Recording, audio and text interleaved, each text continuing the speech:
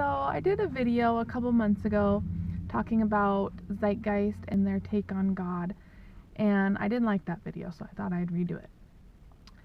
So Zeitgeist, it's a cool movie. It has a lot of good information about a lot of the conspiracy theories that are out there, but their section on God is just completely wrong.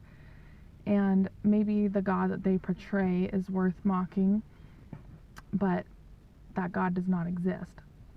They talk about God being some guy in the clouds that's casting out punishments and dooming people to hell for not following his 10 commandments. And that's just not true. Hell is an eternal separation from God that we choose. It's an eternal spiritual and physical agony and torture because we choose to separate ourselves from God. God is love. God is being itself. He is. His very essence is to be. And he is nothing to be mocked. Scientism is problematic because scientism is the reduction of all knowledge to the scientific form of knowledge. And there's just so much more, and we want to know it all. We want to know everything, but we can't. So much is not revealed to us, so much of it we just cannot wrap our human brains around. We have no idea what eternity is. God knows what eternity is, and we are going to want to spend eternity with him forever in pure love and joy. And I said in my other video that there's no proof of God, but that is just completely false. There's so much proof for God. You can't look up or down or side to side or in the mirror without seeing God's perfection, without seeing God. And I mean, creation is a proof of God. Morality, human dignity, reason, laws of logic, knowledge. Those are all proofs of God, and the list goes on and on and on. I mean, he's staring us in the face all the time because he wants to be with us forever. And the Holy Trinity is one thing that we can't wrap our minds around.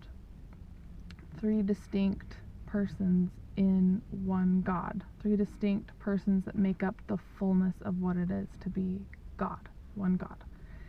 And that's the Father, the Creator, the Son, Jesus Christ, the Redeemer, and the Holy Spirit, which is the love between them that guides us every day. And, you know, we can't wrap our heads around that, but that's real, and that's true, and that's amazing and awesome. And one other thing is the Bible. Zeitgeist mocks the Bible a lot, and the Bible, there are a lot of other holy books, but the Bible is the only book that God reaches down and reveals himself to us and shows us the path to salvation and eternity with him forever. And he does this through the prophets and through, most importantly, his Son, which is the Word turned flesh. And that's incredible. And the Bible shouldn't be looked at as just one book. It should be looked at as a library of books with many different genres from many different authors that was inspired or breathed by God. The existence of God is not a scientific question, and God and science do not contradict each other. The existence of God is a philosophical question, and we should be exploring this and not letting the world explore it for us, because the world system doesn't work and this world is going to pass away, and then we are going to be left with our eternal souls, and they are going to go somewhere. And I promise you that we want to be with God forever and ever, because the other option would suck really bad.